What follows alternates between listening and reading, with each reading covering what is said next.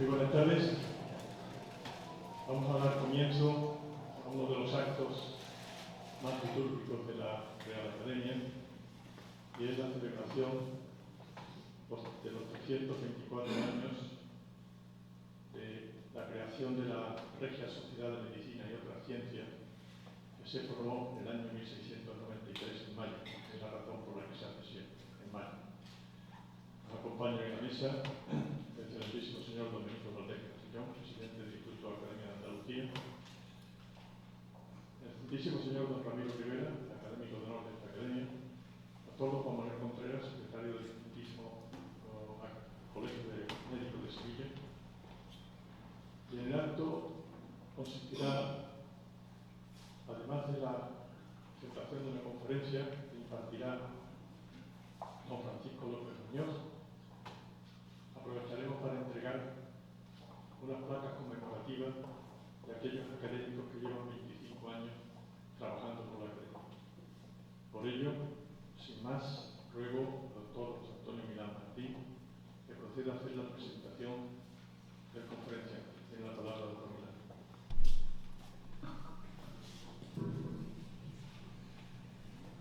Excelentísimo señor presidente de la Real Academia de Medicina y Cirugía de Sevilla, don Carlos Sánchez Rincón, excelentísimo y ilustrísimo señores académicos de número, académicos correspondientes, dignísimas autoridades, señoras y señores.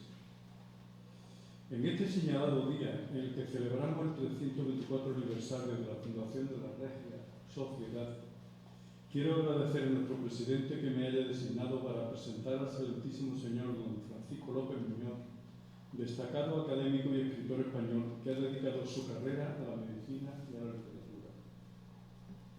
No ha sido tarea fácil conseguir el excelente currículum del doctor López Muñoz, pero el esfuerzo ha merecido la pena, ya que me ha permitido conocer mejor a nuestro conferenciante. Intentaré no extenderme demasiado. Don Francisco nació en la Venta de los Santos, una aldea al norte de Jaén, perteneciente al municipio de Montizón, aunque pasó su infancia y adolescencia en la localidad manchega de Villahermosa, en pleno campo de Montiel, una de los Quijotes.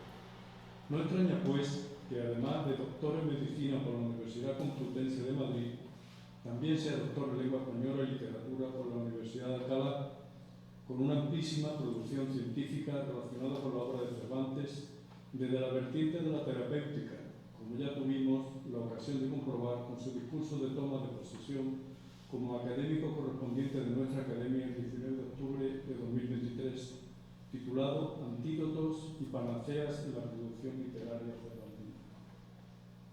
Se trasladó a Madrid para realizar los estudios universitarios de medicina en la Universidad Complutense y posterior labor profesional, primero en la industria farmacéutica como director médico del laboratorio Juste y luego en la universidad, primero en la de Alcalá y finalmente en la Camilo José Cela.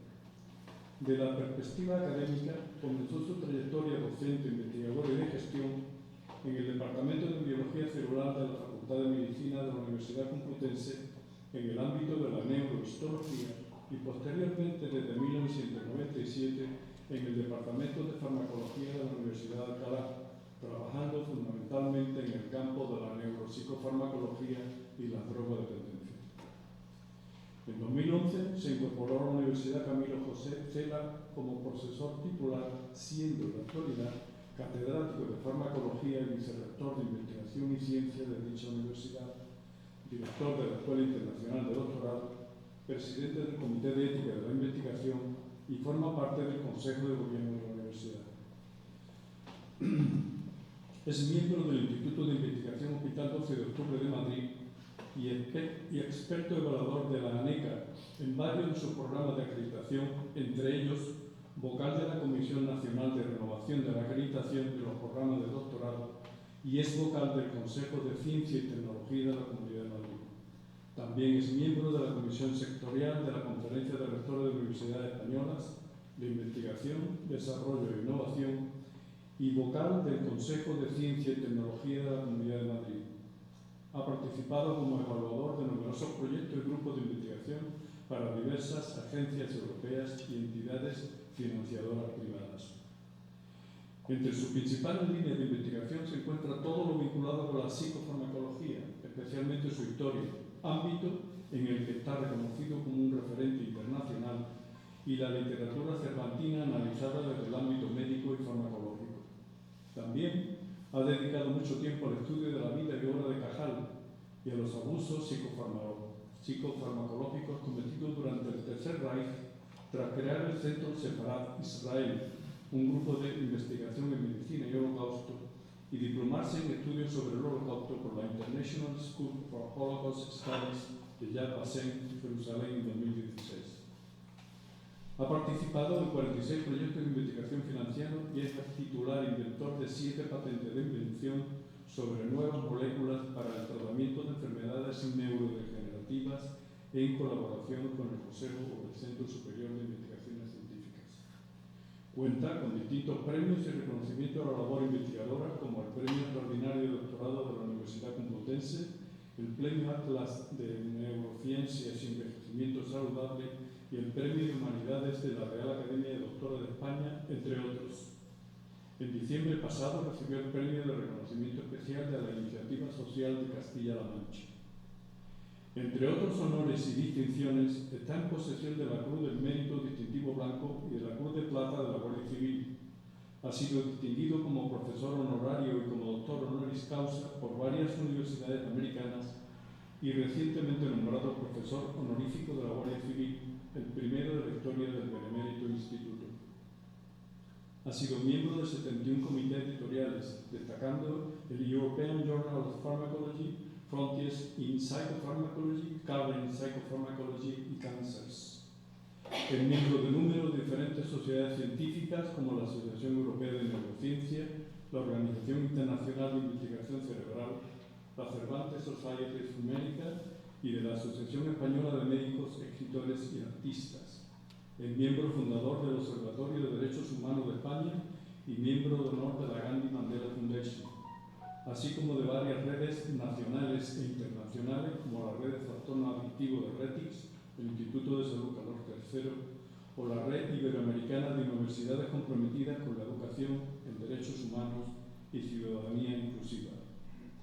En 2022 fue comisario de la exposición Ramón y Cajal, Ciencia y Arte, celebrada en Madrid.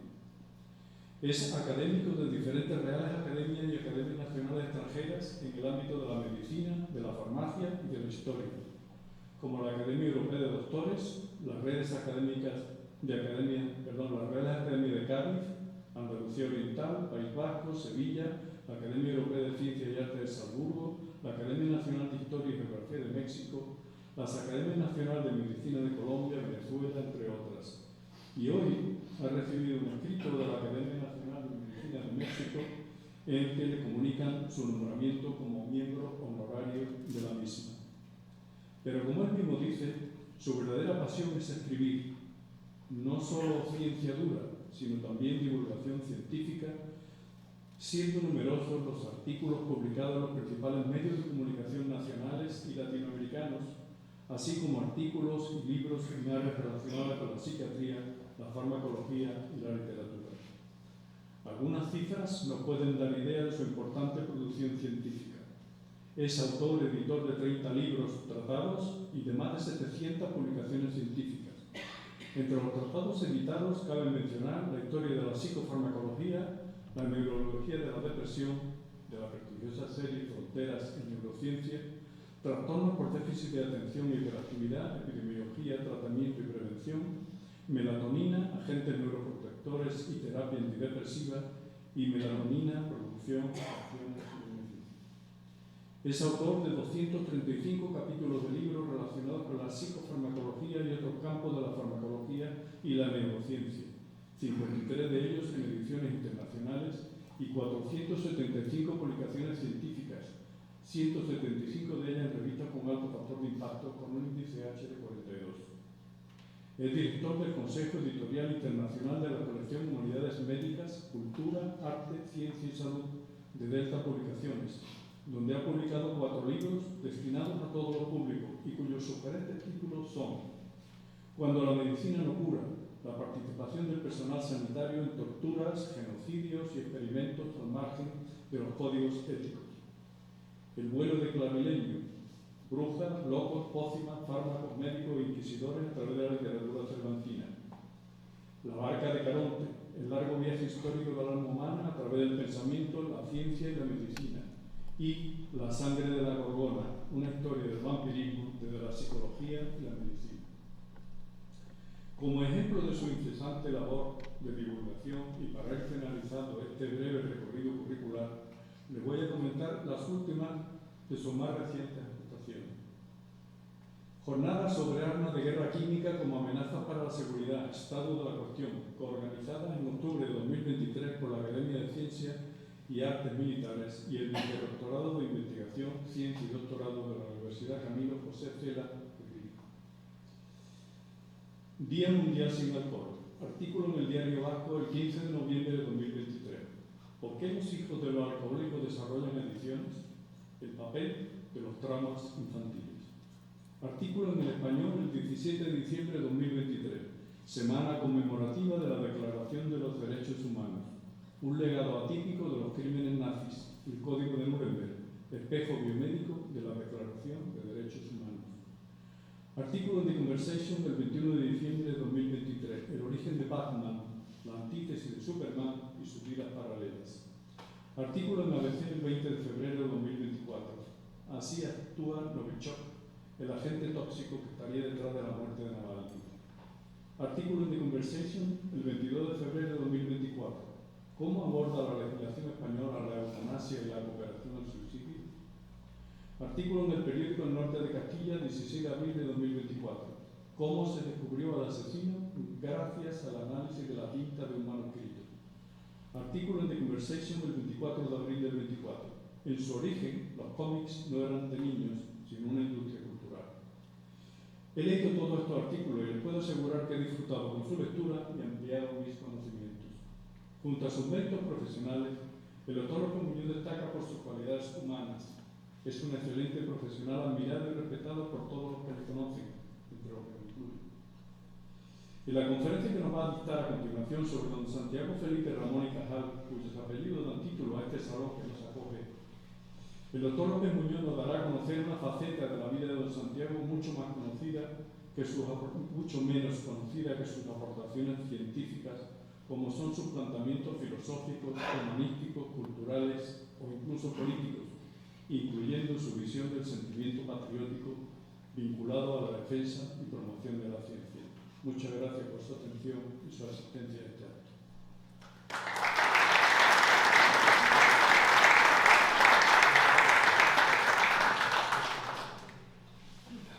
Muchas gracias, doctor Milán. Ahora vamos a dar la palabra al excelentísimo señor Francisco López Muñoz, que con el título de la conferencia que va a impartir La ciencia como base para la construcción patriótica, el ejemplo de Cajal no puede tener mejor recogida que el salón que lleva su nombre, y en honor a él hemos puesto la imagen de don Santiago que preside el acto. Tiene la palabra don Francisco.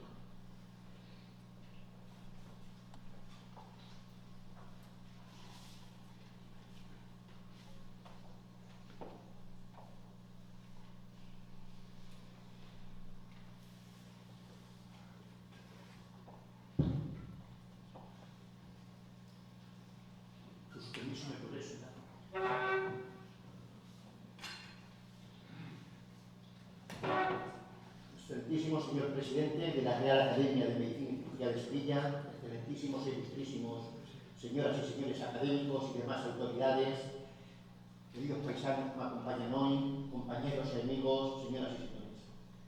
Quisiera agradecer en primer lugar la amabilidad de la Junta de Gobierno de esta institución, que cumple más de 3 siglos, especialmente al doctor José Antonio Milán Martín, por su invitación a impartir esta conferencia el Día de la Academia con todos ustedes y el honor que ello supone para este académico correspondiente. Agradezco también las amables palabras de presentación que acaba de realizar el doctor Milán. En esta conferencia abordaré una de las facetas menos conocidas de nuestro gran premio Nobel, Santiago Ramón y Cajal, como es su sentimiento patriótico forjado en torno a la defensa de la ciencia. Desde los primeros años de mi carrera en el ámbito de la investigación científica, hace de esto ya más de 30 años, precisamente en el Departamento de Histología de la Facultad de Medicina de la Universidad Complutense de Madrid, La figura de Cajal supuso para mí una atracción, digamos, casi hipnótica, no solo por la vasta y magna obra científica que generó, sino también por la riqueza de su biografía y sus planteamientos vitales. Si a esto se suma mi interés por la historia en general y la historia de la neurociencia en particular, no es de extrañar que al cabo de los años la vida y obra del premio Nobel constituyeran una de mis más relevantes líneas de investigación. Miren ustedes, reivindicar la figura de Cajal, sobre todo en un país como España, que rápidamente olvida a sus hijos más señeros, es una labor simplemente de justicia. Afortunadamente lo estamos celebrando con la declaración del año Cajal por parte del Gobierno de España. Año de Cajal que ya dura 3 años, por cierto. De la trascendencia e importancia de este científico nace, por ejemplo, los datos recogidos en un artículo publicado en el 2009 en el Periódico de Extremadura, donde se confirmaba que Cajal es el segundo personaje histórico más reiterado en el callejero español, solo detrás de Miguel Cervantes, con 1.173 calles en su nombre. Ahí tienen la identificación de la avenida Ramón y Cajal de esta ciudad de Sevilla. Además, Cajal posiblemente sea, por el volumen y significado y trascendencia de su obra, el más relevante libro científico universal de toda la historia. En un análisis de citaciones de autores clásicos realizado hace algunos años por el historiador de la ciencia José María López Piñero, se constató que la obra de Cajal mantenía una extraordinaria vigencia, pues era el científico clásico más citado en la actualidad, por encima de otros grandes autores clásicos como Einstein, Darwin, Bernard, Bishop o Shackleton. Sin embargo, a pesar de que su biografía y sus aportaciones científicas son algo celebradas y han sido objeto de un abrumador número de estudios, sus planteamientos filosóficos, humanísticos, culturales o incluso políticos son muy poco conocidos, incluyendo sus habituales y frecuentes alusiones al sentimiento patriótico, tema que abordaremos en esta conferencia. Antes de comentar este compromiso patriótico de Cajal, conviene revisar algunos datos geográficos que ayudarán a entender su posicionamiento, muchos de ellos obtenidos de su propia autobiografía que tienen allí, publicada inicialmente en 1901 con el título Recuerdos de mi vida, y que sería posteriormente completada con una segunda parte titulada Historia de mi labor científica, que se publicó en el año 23 y a la que recurriremos con seguridad. Tras licenciarse en Medicina en 1873, esa es la foto de su orla, en la Universidad Literaria de Zaragoza, y dado el carácter proclive a la aventura que marcó su adolescencia y primera juventud, Cajal ingresó en el Cuerpo de Sanidad Militar. Su primer destino como teniente médico fue el Frente Carlista en los Llanos de Urgel, en Cataluña. Y al año siguiente, tras ser ascendido a capitán médico, fue destinado a Cuba, donde se libraba la primera de sus guerras de independencia, conocida como la Guerra de los 10 años, sin llegar, fíjense, a usar nunca las cartas de recomendación que le entregara su padre para el capitán general de Cuba. Este destino le causó un gran entusiasmo inicialmente, pues había sido un voraz lector de novelas románticas y de libros de viajes sobre países lejanos y exóticos. En la isla caribeña, Cajal cumplió servicio en algunos de los peores destinos posibles. Las enfermerías de Vista Hermosa y de San Isidro, situadas en plena e insalubre Manigua, atendiendo a los soldados heridos en el conflicto bélico y a los enfermos de paludismo y disentería y tuberculosis procedentes de las columnas volantes de las operaciones en el Camagüey. Eso que tienen ahí es un dibujo original de Cajal, era un buen pintor, ese paisaje de la Manigua. En este último destino, Cajal comprobó el estado de absoluta corrupción de la administración colonial, pues además de los retrasos injustificados en el cobro de haberes y la indiferencia del manto, desmanteló una habitual práctica fraudulenta de merma de las raciones de alimentación de los enfermos por parte de cocineros y practicantes. Al poco tiempo contrajo fiebres palúdicas y disentería y finalmente fue declarado inutilizado en campaña por una catexia palúdica grave, pudiendo regresar a España en junio de 1875. Una anécdota de esta experiencia militar de Cajal da cuenta de la futura orientación científica del Gran Premio Nobel. Miren, parte de su tiempo libre en las enfermerías lo dedicaba a observar las aguas sucias, encharcadas, en busca de microorganismos, mediante un microscopio que se había agenciado por ahí. y el comandante del Fortín, al apreciar este comportamiento, escribió a sus superiores pidiendo la sustitución del físico de Vista Hermosa, en palabras suyas, que se pasaba las horas mirando por un tubo. Precisamente, con los atrasos de su salario militar en la guerra de Cuba, Cajal adquirió ese microscopio, Opio-Beric, con el que se inició en sus investigaciones científicas. Otro aspecto interesante de la biografía de Cajal es su dedicación a la política, ámbito en el que ocupó una serie de cargos como consejero de instrucción pública o también como senador vitalicio desde 1910. Esa foto que hay es la foto de su toma de posesión como senador, a instancias del presidente del Consejo de Ministros, José Canalejas, a quien el histórico admiraba profundamente. Pero fíjense, solo aceptó el nombramiento por ser un cargo no remunerado y tras garantizársele su independencia de criterio y su deseo expreso de no vincularse a ningún partido político. Otra prueba más de su integridad política puede verse en su rechazo en 2 ocasiones a la oferta del presidente del gobierno, Segismundo Moret, para hacerse cargo del Ministerio de Instrucción Pública. En la segunda de ellas, tras haber recibido ya el premio Nobel en 1906, y es una pena que no exista ninguna foto recibiendo el premio Nobel, esa es la única que existe, es una despedida que hacen en el País Vasco cuando toma el vapor que va para Suecia. Y haciendo gala de su manifiesto patriotismo y honestidad, Cajal dio la oportunidad de plantear una renovación completa de las estructuras académicas del país, potenciando la educación y la investigación, reforzando la calidad de las universidades, en la Universidad de Sevilla, precisamente, como columnas del progreso de la patria. A pesar de las ingentes inversiones que suponía el proyecto de Cajal, Moret respondió: usted será mi ministro de Instrucción Pública. Pero según relata la secretaria de Cajal, Enriqueta Levy, cuando el histólogo preguntó por la cantidad de dinero disponible para abordar el proyecto, el presidente del gobierno no supo dar respuesta. Esto hizo que Cajal declinara la oferta junto a otros factores como la inestabilidad política o la imagen del obrero ambicioso que podría dar.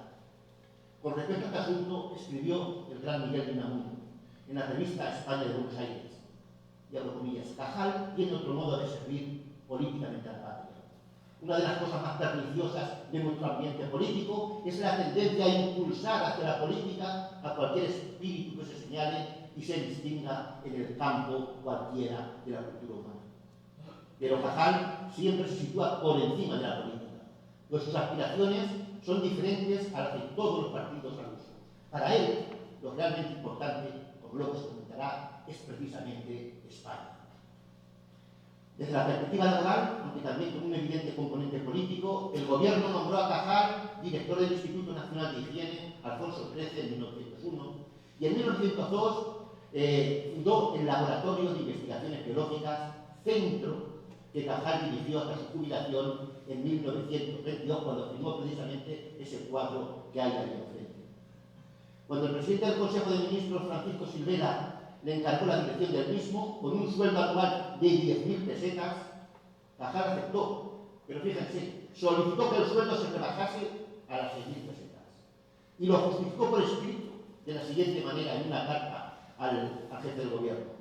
Dice: primero, porque no ansío nadar en la opulencia. Segundo, porque en una edad en la que desfallecen o flaquean mis fuerzas, paréceme abusivo y hasta inmoral aumentar mis emolumentos. Y tercero, porque aún sin querer, columbro siempre a través de cada moneda recibida la faz curtida y dolorosa del campesino, quien en definitiva sufraba nuestros lujos académicos y científicos. Finalmente, en 1920, mediante el decreto del 27 de febrero, se creó el Instituto Cajal, que llegaría a ser uno de los centros de investigación neurobiológica más importantes de la Europa de la época. Pero el papel de Cajal en este entorno no solamente hay que circunscribirlo al ámbito puro de la investigación, sino que va mucho más allá, al promover las medidas políticas necesarias para implementar un sistema de formación internacional para profesionales aventajados.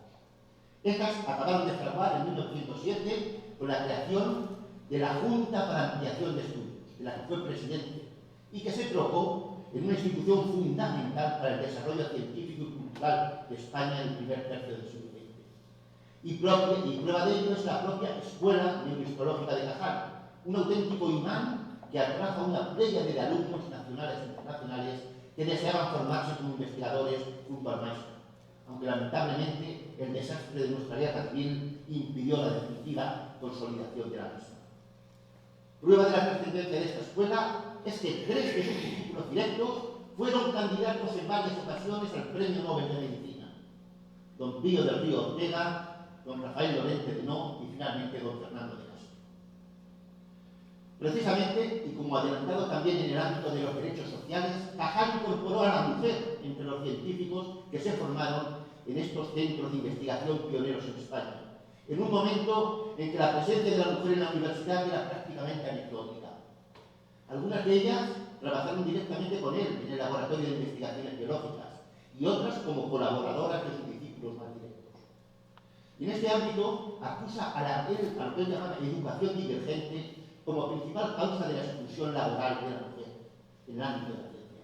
Y fíjense lo que dice: esperar que la sociedad conceda a todas las jóvenes de la clase media el mismo tiempo de dedicación, de educación y de instrucción que al hombre, dispensándolas además de las más inteligentes de la preocupación y cuidado de la prole. Y entonces hablaremos de la mujer. Como he comentado, la figura de Cajal supera con creces el ámbito estrictamente científico, y sus inclusiones y aportaciones alcanzan otras áreas del conocimiento y la cultura, como la literatura, la pedagogía, la filosofía, la fotografía, de la cual fue un auténtico maestro, e incluso la política, algunas veces de forma brillante y magistral. Y una experiencia vital de juventud tendría mucho que ver en esa consolidación del pensamiento humanista cajaliano. Cuba. A pesar de la brevedad de su estancia en la isla, de apenas 14 meses, esta experiencia vital no la abandonaría jamás y marcaría de forma sustancial su pensamiento político y social y la forma de entender España durante el primer tercio del siglo XX. El conflicto bélico en Cuba, incluyendo las 2 guerras de independencia, la guerra posterior con Estados Unidos y la derrota militar, puso de manifiesto una auténtica quiebra del sistema político decimonónico en España. Es decir, la situación de partidos políticos de turno, el dominio social del caciquismo, el estado de guerra casi permanente durante todo el siglo XIX. De esta forma, el sentimiento popular engendrado por esta situación culminó en una verdadera crisis ideológica y de valores que en el ámbito cultural terminó dando lugar a la renombrada generación del 98 y en el ámbito sociopolítico al movimiento regeneracionista, en el que se integraron, alineados en una postura crítica común, un amplio conjunto de ideólogos políticos, científicos y otros profesionales, entre ellos el propio Cajal. Los regeneracionistas, cuyo líder indiscutible, ahí lo tienen, fue el jurista y economista Joaquín Costa, pretendían exhortar a la opinión pública sobre los males de la patria e imponer remedios pragmáticos en pro de su reestructuración. Además de Costa, cabe mencionar a una serie de figuras importantísimas, como les muestro ahí, y como no, al insigne histólogo Santiago Ramón Cajal. Además de compartir los mismos postulados sociopolíticos y de ser casi paisanos, Costa y Cajal mantenían una amistad fraternal. Cajal llamaba al sociólogo de Graus el apóstol de la europeización española, mientras que este llamaba al científico el primer filósofo de su tiempo.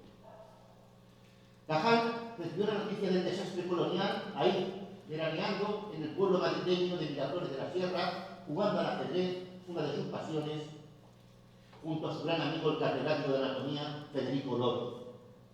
En su obra autobiográfica Recuerdos de mi vida, dice Cajal: cayó como una bomba la nueva, horrenda y angustiosa destrucción de la escuadra de Cervera y de la inminente rendición de Santiago de Cuba.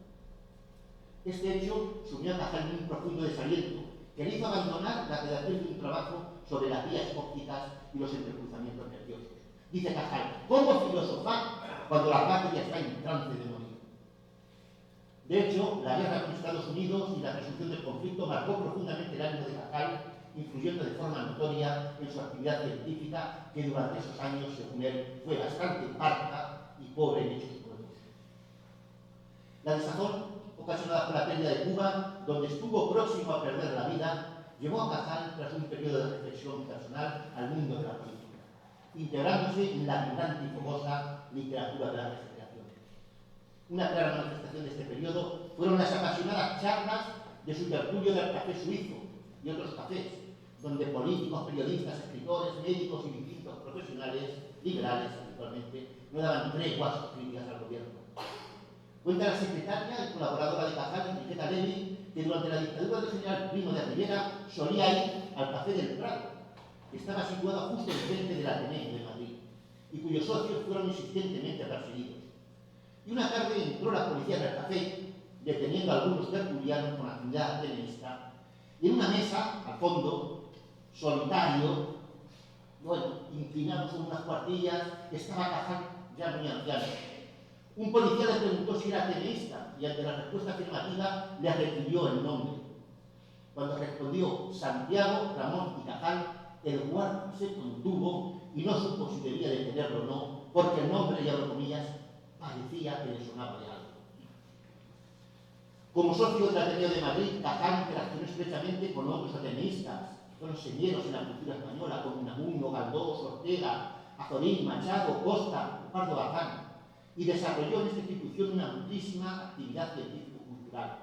Incluso, fíjense, llegó a ser elegido presidente del Ateneo en 1913, en una competencia durísima, ni más ni menos que con don Álvaro Figueroa y Torres, conde de Romanones, aunque no llegó nunca a tomar posesión del cargo, pues esto, según él, supondría una gran merma de sus muchas ocupaciones científicas. Aunque existían tímidos precedentes, como el libro del ingeniero Lucas Mayada, Los males de la patria, el artículo titulado España sin pulso, publicado por Francisco Silvela en el diario El Tiempo, o el manifiesto del general Polavieja, el verdadero movimiento regeneracionista se inició el 18 de octubre de 1898, cuando el periódico madrileño El Liberal comenzó a publicar una serie de artículos y entrevistas a distintas personalidades del Estado, bajo el título general de Habla el País. Sería Joaquín Costa el primero en asumir el reto, y 8 días después, tras los grandes prohombres de la política, le tocó el turno a Cajal, quien insistió en los errores castrenses y gubernamentales en la última guerra colonial. Y haciendo referencia a la desigual proporción de la maquinaria bélica entre ambos bandos, comentaría Cajal. Llegado el duro trote de la guerra, nuestros Quijotes políticos parecen tomar como valor actual la energía bélica del pasado, sin considerar que el mundo ha cambiado en torno a nuestro, que los débiles de ayer se han hecho todopoderosos y que los héroes de nuestra raza no abandonarán sus sepulcros para combatir por nosotros. Y además propuso una profunda regeneración educativa, cultural y científica, concluyendo: hemos caído ante los Estados Unidos por ignorantes y por débiles. Éramos tan ignorantes que hasta negábamos su ciencia y su fuerza. Es preciso, pues, regenerarse por el trabajo y por el estudio, porque hoy solo son toleradas las naciones débiles a condición de que en ellas se rinda culto a la ciencia. Trabajemos, porque si no se nos sacrificará. Y no se nos sacrificará en nombre de ningún principio moral, sino en el de una regla egoísta, la de considerar como ilegítimo el derecho a la vida de toda raza que no haya colaborado al progreso científico, y que no haya salido en virtud de esta colaboración, fuente, como hemos dicho, de riqueza y bienestar, a hacerse estimar y respetar por las demás naciones. El 13 de noviembre de ese mismo año, la Cámara Agrícola del Alto Aragón celebró en Barbastro una Asamblea Nacional de Productores con objeto de organizar una Liga Nacional que hiciera frente al desastre colonial.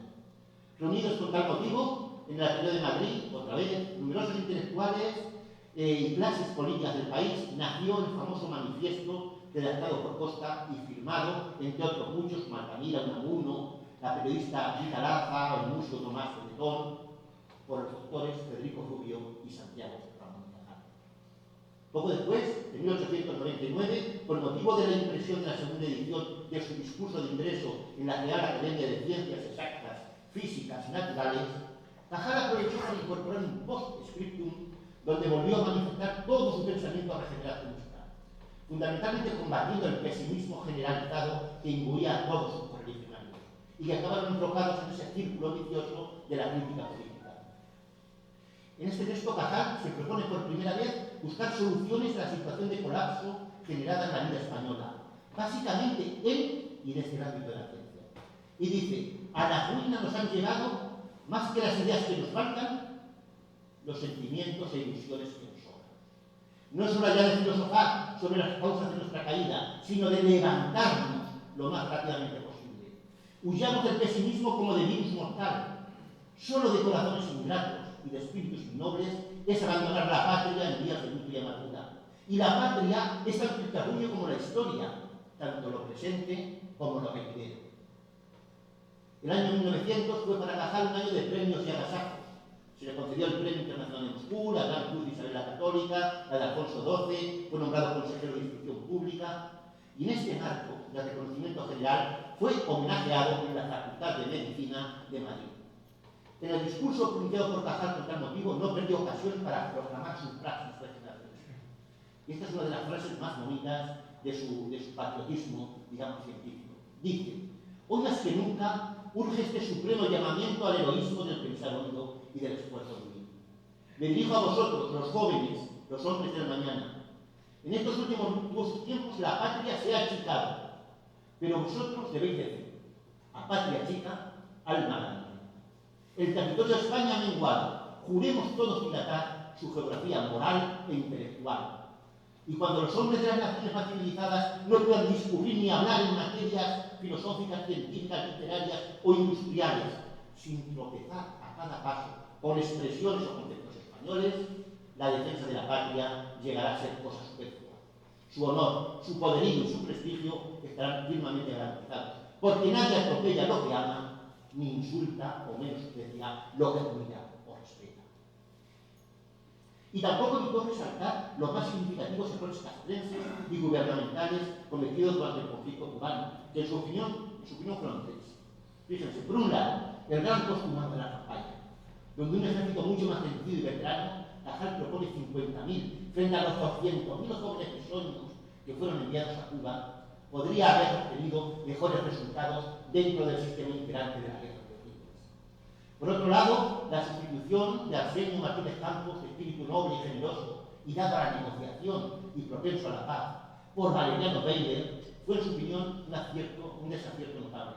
El nuevo capitán general de Cuba arrastraba fama de sanguinario y cruel, con lo que se incitaba a Estados Unidos a participar en el conflicto bajo el pretexto de un deber humanitario y solidario con la sangre cubana derramada. Por fin propuso un replanteamiento del conflicto con Norteamérica. Comentaba cómo esta guerra no fue aceptada por la mayoría del país. Dice: fuimos arrastrados por los indoctos y por los delirantes. Y posteriormente, en ese famoso libro de Cajal, El mundo visto en los 80 años, dice: en la guerra de Cuba, en la guerra con los Estados Unidos, no fracasó el soldado o el pueblo que dio cuando se le pidió, sino un gobierno imprevisor, desatento a los profundos e incoercibles anhelos de las colonias e ignorante de las codicias solapadamente incubadas como del incontrastable poderío militar de Jean Picasso. El movimiento regeneracionista llegó a su culmen en 1901, cuando el infatigable Costa organizó de nuevo en el Ateneo de Madrid un coloquio de información bajo el título Oligarquía y Caciquismo como forma actual de gobierno de España. Fueron invitadas 171 personas, representantes de todos los ámbitos de la vida nacional: política, periodismo, universidad, etc. Además de Cajal, defendieron sus ponencias, entre otros, Unamuno, Vimargal, Cárate y Emilia Pardo Bazán. En su informe, para el coloquio, Cajal dice: el desarrollo de la ciencia y de la industria, la política hidráulica, etc., la mejoría de los procedimientos de la agricultura y de la ganadería fomentarán la prosperidad nacional, la cual suscitará el bienestar y la instrucción de los humildes, traerá una conciencia más clara de los deberes sociales y desarrollará el sentido político, hoy casi enteramente adormecido. Cajal fue a todas luces un libre pensador, tal vez un poco atrapado por el positivismo, plenamente comprometido con el movimiento regeneracionista, y yo creo que partícipe de casi todos sus postulados. Para Cajal, España no es un pueblo degenerado, sino un pueblo ineducado. En el mencionado coloquio, en el Ateneo de Madrid, realizó una severa crítica social del sistema político imperante. Y tampoco escapó a su crítica, al igual que para el resto de regeneradores, la exaltación de un pasado histórico glorioso de hechos de armas y victorias militares. En un determinado momento apuntó que se debería volver a escribir la historia de España para limpiarla de todas esas exageraciones con que se agiganta a los ojos del niño el valor de la paz.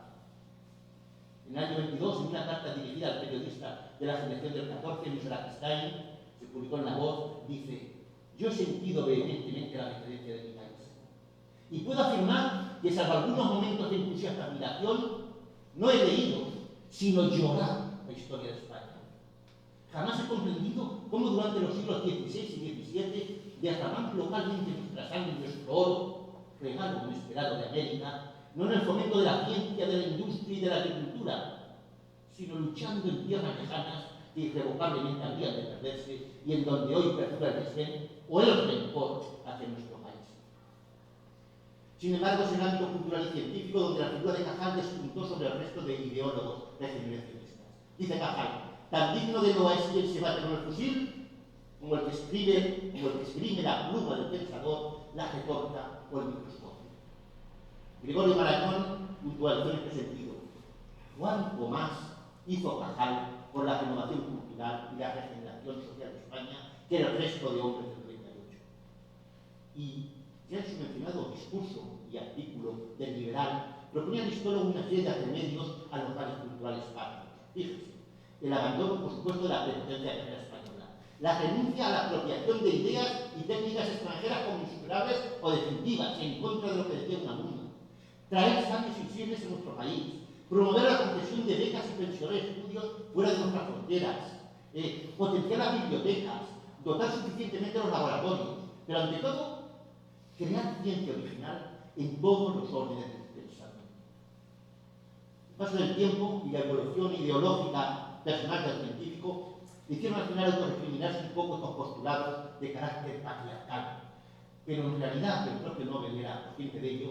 Toda la praxis de la regeneración solo era leída y debatida por las mismas personas que compartían los mismos puntos de vista. En el ánimo de Cajal siempre perduraría la pérdida de Cuba y la llaga de la guerra con Norteamérica. Una guerra, según él, funesta e imposible, todo por la terquedad de los gobernantes y militares de España y la codicia de nuestros industriales exportadores.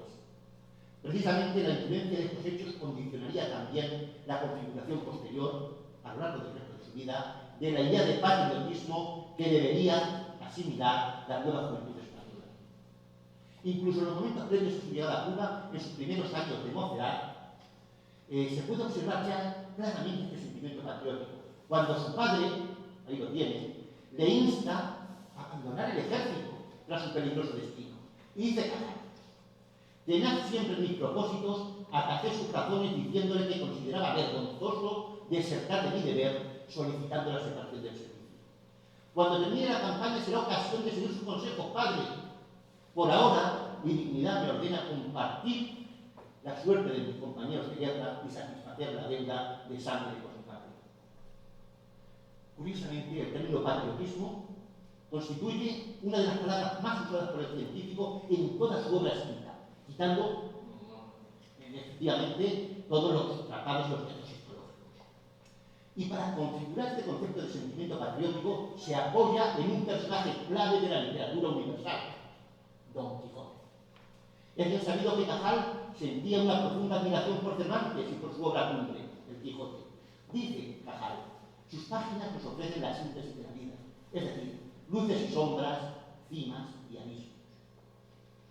De hecho, Cajal analiza el texto cervantino como una forma de entender no solo la historia de España, sino también los entresijos de la idiosincrasia de la sociedad española, incidiendo en valores como la tenacidad y la honestidad, que darían forma a ese patriotismo cajaliano en materia de ciencia y de cultura.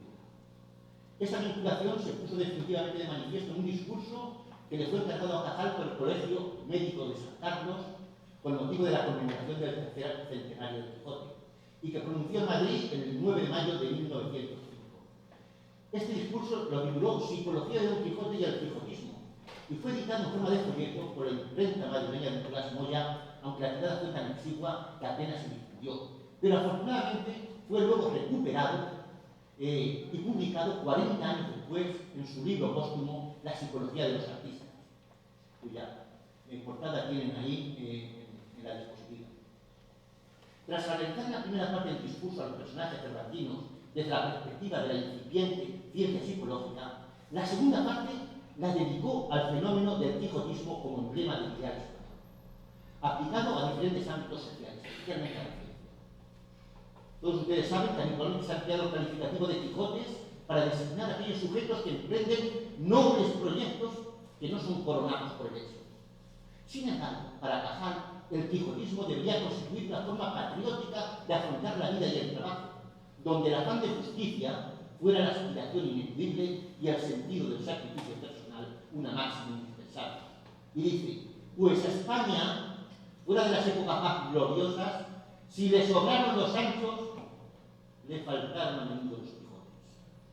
Y esta forma de afrontar la actividad laboral la podemos ver en la vida del propio Cajal cuando afirma en su autobiografía que tuvo periodos de intensa labor y gratísimas satisfacciones, en los que se entregó al trabajo científico con verdadero furor. Según el mismo científico reconoce, iniciaba su tarea a las 8 de la mañana y terminaba cerca de la medianoche. Este quijotismo patriótico de Cajal sobrevuela todo su discurso. El caballero de la triste figura, en opinión del histólogo, retrata de algún modo a los españoles. Esta visión cajaliana del quijotismo y su sinergia con el patriotismo es de un carácter habitualmente crítico, eminentemente moral y siempre políticamente neutral. Dice Cajal, no soy en realidad un sabio, sino un patriota. Tengo más de obrero infatigable que de arquitecto calculador. La historia de mis méritos es sencilla. Es la voluntad indomable resuelta a triunfar a toda costa. Y en otro momento dice, las dos grandes pasiones del hombre de ciencia son el orgullo y el patriotismo. Soldado del espíritu, el investigador defiende a su patria con el microscopio, la balanza, la retorta o el telescopio.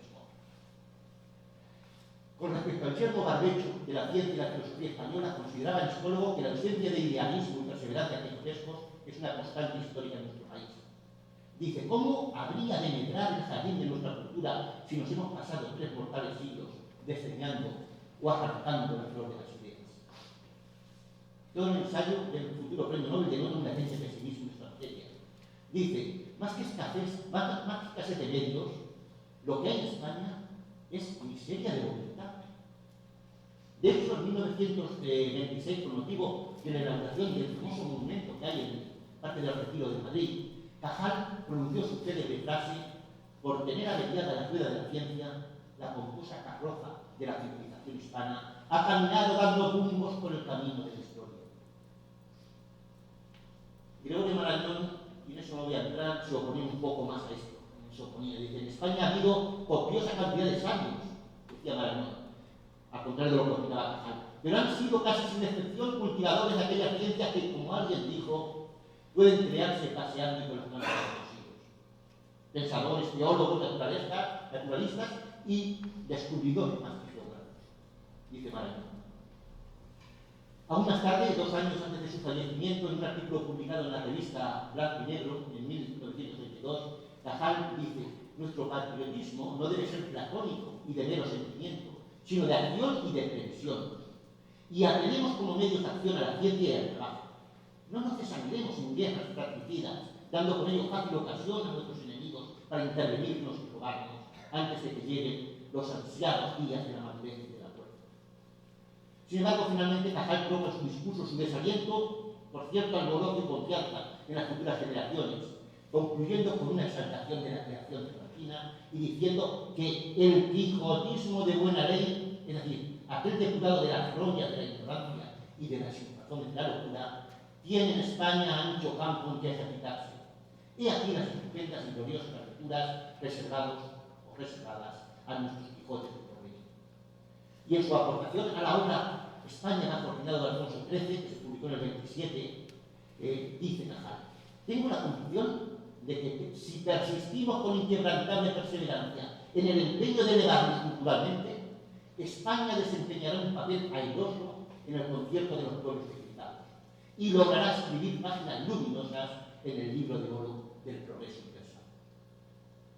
En esta defensa de su quijotismo patriótico pueden verse también unos planteamientos abiertamente regeneracionistas, pues en el momento en que tiene lugar esta lectura de este discurso, solo habían pasado unos años del desastre colonial. Cajal incluso justifica en parte el desastre político de la pérdida de las colonias cuando afirmaba, fíjense, que tras los primeros Quijotes que descubrieron América, de Sancho se fueron progresivamente poblando las colonias. Y lo que fue peor, regidas por panzas, fueron todas las nuevas repúblicas. En sus recuerdos de mi vida, Cajal reflexiona sobre los desaciertos de la política ultramarina. Apuntaba cómo los grandes prohombres de la política española no estuvieron nunca informados de los motivos íntimos de la guerra. Y la famosa frase de Antonio Carlos del Castillo, hasta el último hombre y la última peseta, es prueba tangible de ello. Dice Cajal, bastaba con imitar a Inglaterra, que al dotar de una justa autonomía a sus colonias, cortó de raíz el movimiento emancipador. Si el gobierno español hubiera cumplido los compromisos contraídos al firmar la paz de Cancún, probablemente hubiera evitado la Segunda Gran Guerra Cubana y el choque armado con los Estados Unidos. Muy acertadamente se lamentaba Cajal al afirmar, fíjense, que la independencia de Cuba, deseada por América entera, era inevitable. Caímos porque no supimos ser ni generosos ni justos. Y en relación con la guerra con Estados Unidos, reflexiona, tan peligroso y arduo resultaba patentizar a los ojos del pueblo que una nación de 90 millones de habitantes, con riquezas inmensas y con aprestos bélicos industriales inagotables, había de aplastar irremediablemente a un país pobrísimo como España, de 17 millones de almas y anemiado además por 4 asoladoras guerras civiles. No obstante, y a pesar de los elogios dedicados al auge de la ciencia americana, Cajal nunca perdonaría el carácter imperialista de esta nación. Cuando en 1906 le es otorgado el Premio Nobel de Medicina, fíjense qué curiosidad del destino. ¿Quién fue nombrado Premio Nobel de la Paz? Theodore Roosevelt, el presidente de los Estados Unidos de Norteamérica.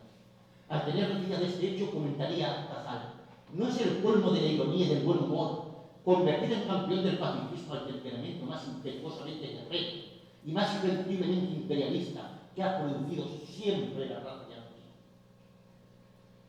La crítica constante durante toda su vida a la corrupción administrativa le lleva a dar, en 1923, una auténtica lección de patriotismo cuando dice, en sus recuerdos de vida, cuán desconsolador para un corazón de patriota es después de 49 años reconocer que todavía una parte de nuestros militares, empleados y políticos siguen entregados al saqueo del Estado.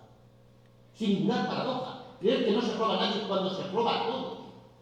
Y dice, perdido el sentimiento religioso que antaño contuvo algo de las codicias, no hemos sabido sustituirlo con el patriotismo, la religión fuerte y moralizadora de las naciones poderosas.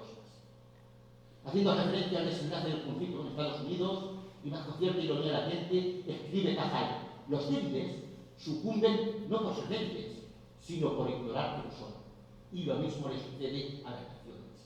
Y en su librito Charlas de Café, que es una compilación de aforismos, divulgaciones, etc., dice, fíjense, nada más fácil de diferenciar en el orden político a un inglés y un español. El primero cree que su primordial deber es mantener el Estado, mientras que el segundo cree que el Estado debe de mantenerlo a él. No sé si eso sonará. Su sentimiento patriótico, ajeno a los derroteros de la política, no le permite comprender ni admitir el nacionalismo y el auge del separatismo, que en las primeras décadas del siglo XX se fue adueñando de Cataluña y del País Vasco. Y en su obra, El mundo visto a los 80 años, realiza una profunda crítica de estas tensiones territoriales que fomentan el enfrentamiento entre españoles. Recuerda sus años de juventud como soldado en tierras catalanas y dice, entonces los laboriosos catalanes amaban a España y a sus soldados. Después, no quiero saber por culpa de quiénes, las cosas parecen haber cambiado. Tan mal les ha ido a las oligarquías barcelonesas, explotando las rasgas de dejadez industrial castellana. Y relaciona este movimiento separatista con la pérdida de las colonias. Y dice, la causa del separatismo catalán es puramente económica. Tuvo su origen en 1900 con la pérdida del espléndido mercado colonial. Y en otro momento dice, no me explico este desafecto a España de Cataluña y Vasconia. Si recordaran la historia y juzgaran imparcialmente a los castellanos, caerían en la cuenta de que su despego carece de fundamento moral. Y además, fíjense, se siente indignado por las prebendas económicas otorgadas a estas comunidades por gobiernos centrales débiles y acomodaticios para silenciar sus reivindicaciones nacionalistas, como los aranceles que privilegiaban a la industria catalana y vasca y que suponían además un gravamen para el resto de la sociedad española. Pero como siempre, Cajal responde a esta amenaza exprimiendo el valor que aportaría el auténtico patriotismo cultural y científico y la defensa de la unidad moral de la patria, haciendo suyas las palabras de Séneca. Nadie ama a su nación por ser grande, la ama por ser suya. Y profundizando en este tema, y para ir concluyendo, merece la pena transcribir una aseveración del postscriptum de los comediantes de la segunda edición de su discurso en la Real Academia de Ciencias. Bueno, habrá que recordar esto. Dice Cajal: políticos que nos habéis traído a esta crisis de estructura, dad tregua, por Dios, a las angustias de la patria, a vuestro egoísmo estrecho de partido. Preocuparos seriamente de la pureza y de la moralidad de la administración pública, del culto al honor y del heroísmo en el ejército, de la protección seria y eficaz de la instrucción pública y universitaria, de mantener, en fin, en todos los organismos del Estado el sentimiento del deber y la más estrecha responsabilidad. En charlas de café dice, y esto le da a recordar más cosas de la actualidad: los males inveterados de España obedecen a mi ver a tres condiciones principales. Primero, a que cada institución o clase social se estima como un fin y no como un medio, creciendo viciosa a expensas del Estado. Dos, a que, salvo contadas excepciones, nadie ocupa su puesto. Los altos cargos políticos, militares y administrativos se adjudican a dedo a agentes sin adecuada preparación, con tal de pertenecer al partido imperante, por donde adquieren luego su rápido de prestigio.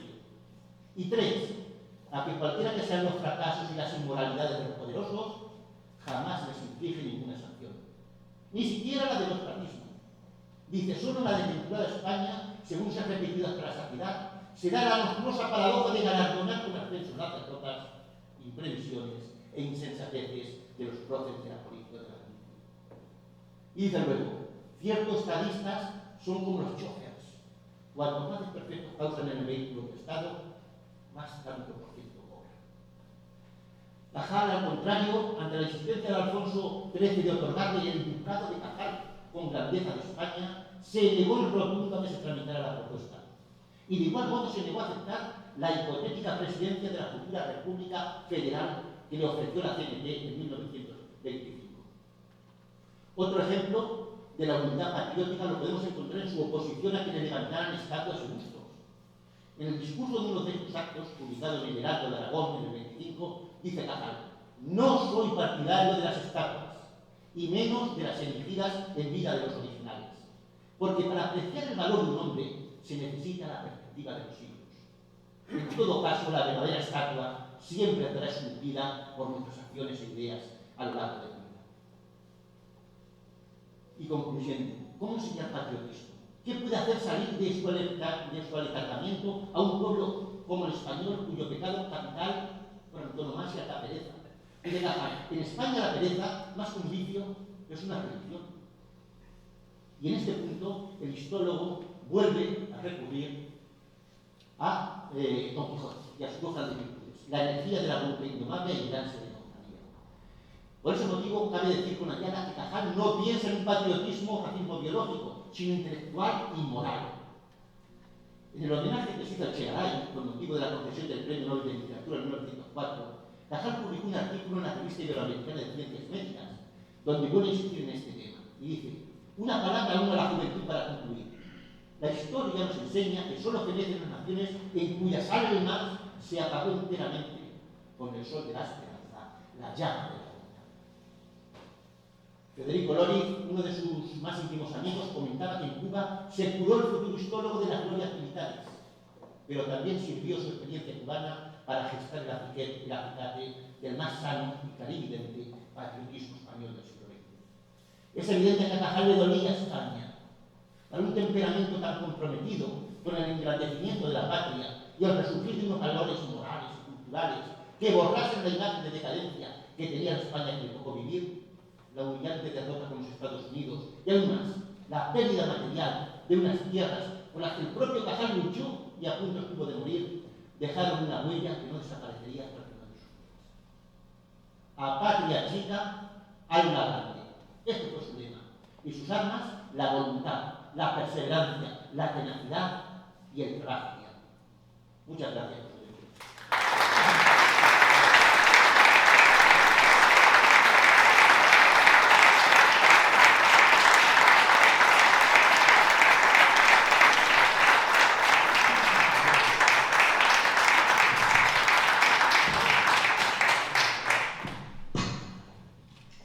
Muchísimas gracias, don Francisco, señor, por su brillantísima exposición, que además de hacernos sentir pequeños en lo que es conocimiento, una de las personas más importantes de nuestro país, nos ha hecho aprender mucho de lo que también nos promueve en relación a su vida. La medicina probablemente es lo que más conocemos, pero desconocemos mucho sobre la milicia. Aquí hay personas que valoraron mucho la aplicación de la milicia y la sanidad, pero sobre todo de la política. Y dos frases impactantes que no sería capaz de repetir, pero que recordaré, porque sin embargo me hace pensar que si don Santiago Ramón y Cajal estuviese aquí, se daría cuenta de que podía repetir lo mismo que dijo en aquel momento respecto a la política, respecto a la honestidad, respecto a los valores, respecto a la educación del pueblo. Y como él bien decía, una frase chica, algo grande, que viene también en otros de los comentarios que he hecho, a lo que después probablemente plagiado por el señor Obama decía, no pienses lo que América puede hacer por ti, sino lo que tú puedes hacer por América. De alguna manera viene una frase como esa. Yo creo que es difícil encontrar una conferencia en el Día de la Academia de tal contenido humanista como el que nos ha presentado, que contaremos con su redacción para ponerla en la página nuestra, porque merece la pena leerla sosegadamente. Muchísimas gracias. Ahora, como todos los años, coincidiendo con el centenario, el año correspondiente al aniversario de la creación de la Iglesia Sociedad de Medicina y otras Ciencias, vamos a hacer entrega de unas placas conmemorativas, como se hace todos los años, a aquellos académicos que hayan cumplido 25 años de dedicación a esta academia. En esta ocasión son dos personas las que van a recibir esto. Una de ellas es don Carlos Martínez Manzanares, académico, como ya digo, de 25 años, que ha dedicado muchísimas horas a ello y que hoy, desgraciadamente, por achaques que nos van viniendo bastante relacionados con la edad, no puede estar presente. Recogerá esta placa doña Eva María Martínez García, sobrina de una delegada. Yo le ruego que se acerque para hacer la entrega de la placa conmemorativa.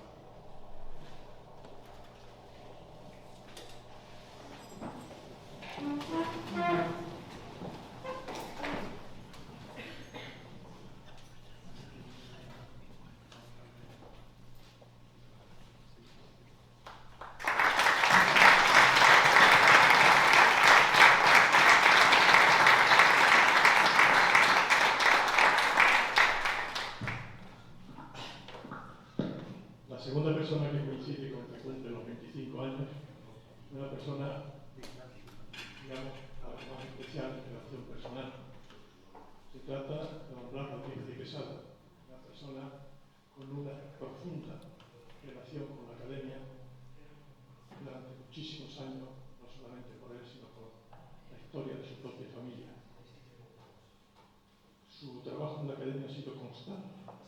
En algunas veces, probablemente, desgraciadamente, le ha provocado cierta desazón e incluso hasta la tentación de no ver.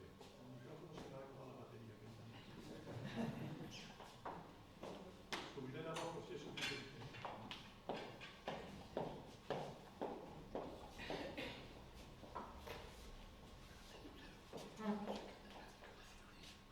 Los periodistas dicen de las cosas que ocurren en el directo. Pues bien, a menudo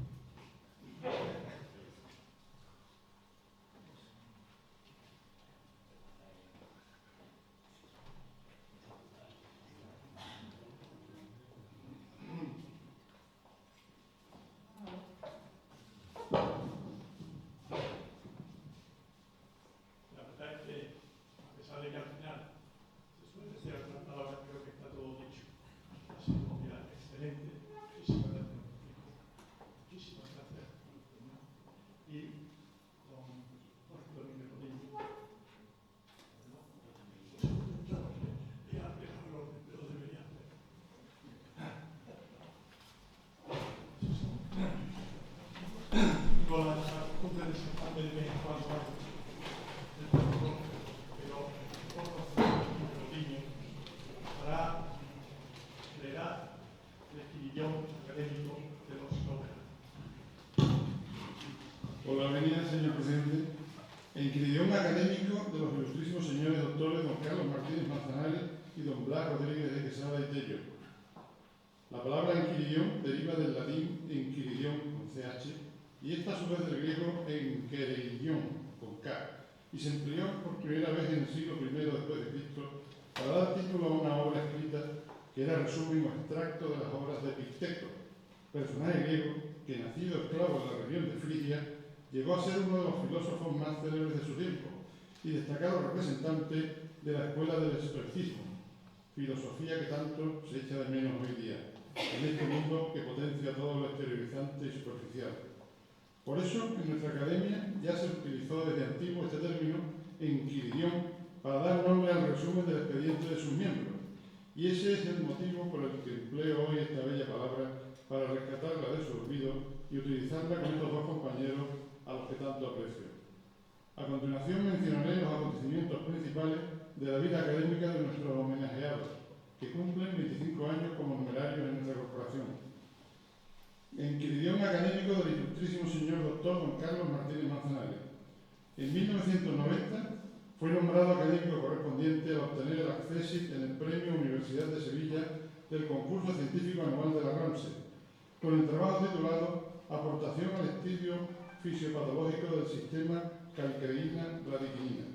8 años después, y a propuesta de los académicos de número, doctores don José Luis López Campos, don Antonio González Meneses y don Ismael Sotillo Gago, fue designado académico electo el 18 de junio de 1998 en la sección segunda de Medicina y Especialidades Médicas, siendo denominada su plaza de geriatría, para ocupar la vacante por fallecimiento del doctor don Antonio Arnaz Rey. Su recepción como académico de número tuvo lugar el 30 de mayo de 1999, coincidiendo con la celebración ese año del Día de la Academia, en que leyó el discurso Meditaciones en torno al envejecimiento, al cual contestó el doctor don Juan Ramón Zaragoza Rovira. El acto terminó con las palabras finales del presidente doctor Jiménez Castellano. En 3 ocasiones fue el encargado de contestar al discurso de recepción de un académico de número. En 2010, al doctor José María Rubio, en ausencia por enfermedad del doctor Zamora Madalía. En 2013, al doctor Miguel Ángel Muñain Escurra. Y en 2021, por último, al doctor Manuel Ortega Calvo. En 2013, tuvo a su cargo el discurso protocolario de apertura de curso que se tituló Fragilidad y Prevención en Geriatría. Destacar, por último, que periódicamente ha dirigido cursos sobre geriatría en nuestra academia y durante varios años, de 2008 a 2015, impartió una asignatura de libre configuración de la licenciatura en Medicina sobre la historia de la academia, dando así un maravilloso ejemplo para acercar a los estudiantes a esta casa. Enquiridión académico del ilustrísimo señor doctor don Blas de Rodríguez de Quesada y Tello. El 22 de febrero de 1972 fue nombrado académico correspondiente por elección.